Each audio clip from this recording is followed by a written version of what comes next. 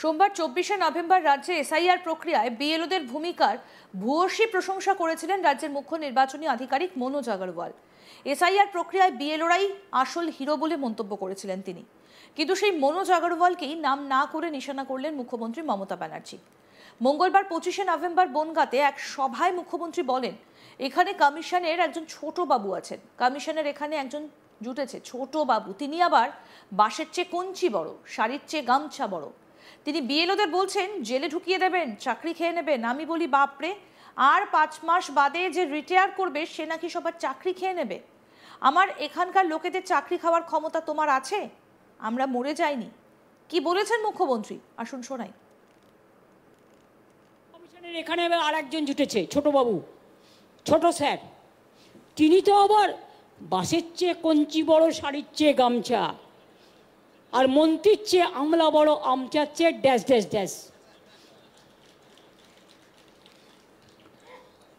তিনি বিএলওদের ফোন করে বলছে জেলে ঢুকিয়ে দেবো, চাকরি খেয়ে নেবো। আমি বলি বাপ রে, আর 5 মাস বাদে রিটায়ার করবে, সে নাকি সবার চাকরি খাবে। আর আমার এখানে লোকেদের চাকরি খাওয়ার ক্ষমতা তোমার আছে? যতক্ষণ থাকবে শ্বাস ততক্ষণ রাখুন বিশ্বাস। অত সস্তা নয়, 2 মাস 3 মাস চাকরি খাবে। আমরা কেউ মরে যাইনি, এসব মাটি আমরা খুব ভালো চিনি। ইন্দো বাংলাদেশ বনগাঁ পেট্রোপোল আমি করে গিয়েছিলাম। আর বনগাঁ আমার আজকে আসা নয়, দীর্ঘদিন। আমি ভূপেন্দা যখন এমএলএ ছিলেন, আমি খুব ছোট ছিলাম, আমি তখন ছাত্র রাজনীতি করতাম। এই যে রতনরা এখানে বসে আছে, এরা জানে আমি তখন এসেছিলাম। ভূপেন্দা তার বাড়িতে ডেকে আমায় নিয়ে গিয়েছিল লাঞ্চের সময়। আমি বনগাঁয় আজকে আসি না, আমি দীর্ঘদিন ধরে আসি। তাই বনগাঁ পেট্রোপোল আমি যখন রেল মিনিস্টার ছিলাম, এটা আমি করেছিলাম, ওরা করেনি। বললাম তো, যখন প্রথমবার রেল মিনিস্টার হয়েছিল, তার আগে আমি ভূপেন্দ্রের বাড়ি এসেছি অনেকবার। কাজে আমাকে বনগাঁ বাগদা শেখাবেন না। আমি সারা বাংলাটাকে হাতের মুঠোয় চিনি, কোথায় কোন মানুষ থাকে সেটাও আমি জানি।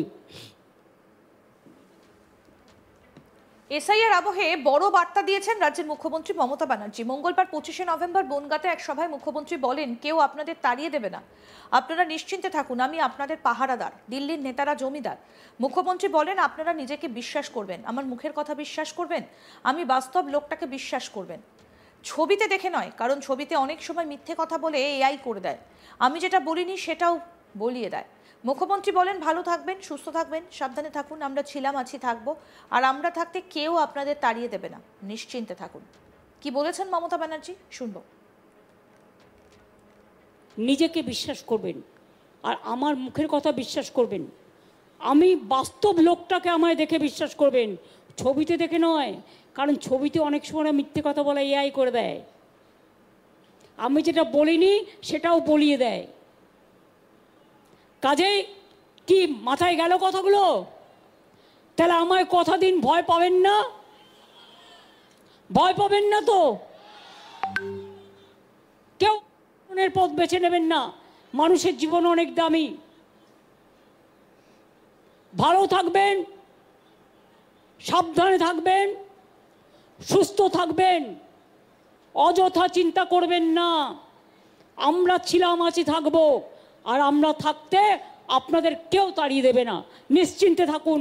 বাড়ি থেকে নিশ্চিন্তে ঘুমোন মায়ের কোলে, কোনো অসুবিধে নেই। ভালো থাকুন, সুস্থ থাকুন। এই দিনের সভায় মুখ্যমন্ত্রী বলেন, আমায় আঘাত করলে আমি সারা ভারতবর্ষ হিলিয়ে দেব।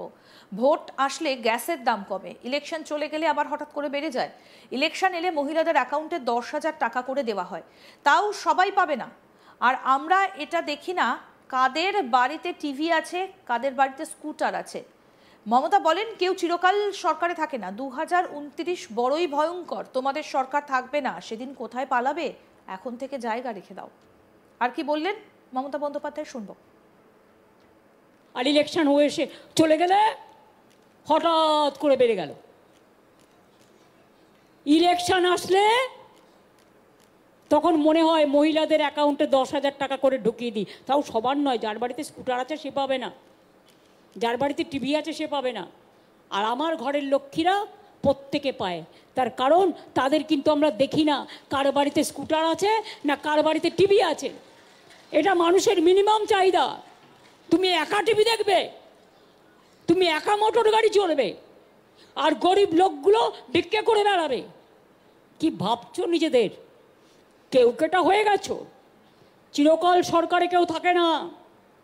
2029 বড়ই ভয়ঙ্কর, তোমাদের সরকার থাকবে না। শকুনি মামারা সেদিন কোথায় পালাবে এখন থেকে ঠিক করে জায়গা রেখে দাও। আমায় বাংলায় আঘাত করলে, কারণ মানুষকে আঘাত করলে আমি মনে করি আমাকে আঘাত করছে, আমাকে আঘাত করলে আমি সারা ভারতবর্ষ হিলিয়ে দেবো, এটা মাথায় রেখো।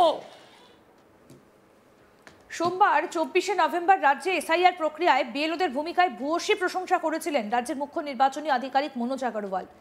এসআইআর প্রক্রিয়ায় বিএলওরাই আসল হিরো বলে মন্তব্য করেছিলেন, কিন্তু সেই মনোজ আগরওয়ালকেই নাম না করে নিশানা করলেন মুখ্যমন্ত্রী মমতা ব্যানার্জি। মঙ্গলবার 25শে নভেম্বর বনগাঁতে এক সভায় মুখ্যমন্ত্রী বলেন, এখানে কমিশনের একজন ছোট বাবু আছেন, কমিশনের এখানে একজন জুটেছে ছোট বাবু, তিনি আবার বাঁশের চেয়ে কঞ্চি বড়, শাড়ির থেকে গামছা বড়।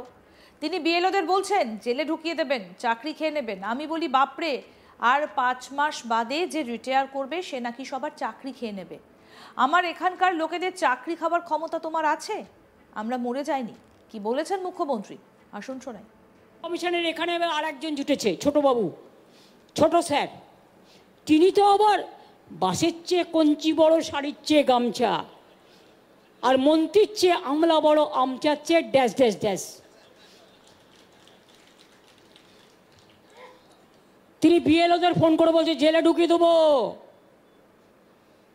চাকরি খেয়ে নেবো। আমি বলি বাপ রে, আর 5 মাস বাদে রিটায়ার করবে সে নাকি সবার চাকরি খাবে, আর আমার এখানে লোকেদের চাকরি খাওয়ার ক্ষমতা তোমার আছে? যতক্ষণ থাকবে শ্বাস ততক্ষণ রাখুন বিশ্বাস, অত সস্তা নয়। 2 মাস 3 মাস চাকরি খাবে, আমরা কেউ মরে যাইনি, এসব মাটি আমরা খুব ভালো চিনি। ইন্দো বাংলাদেশ বনগা পেট্রোপোল আমি করে গিয়েছিলাম, আর বনগা আমার আজকে আসা নয়, দীর্ঘদিন। আমি ভূপেন্দা যখন এমএলএ ছিলেন আমি খুব ছোট ছিলাম, আমি তখন ছাত্র রাজনীতি করতাম। এই যে রতনরা এখানে বসে আছে এরা জানে, আমি তখন এসেছিলাম, ভূপেন্দা তার বাড়িতে ডেকে আমায় নিয়ে গিয়েছিল লাঞ্চের সময়। আরও আপডেট পেতে দেখতে থাকুন আজ তাক বাংলা, সাবস্ক্রাইব করুন, নোটিফিকেশন পেতে বেল বাটন অপশন প্রেস করুন।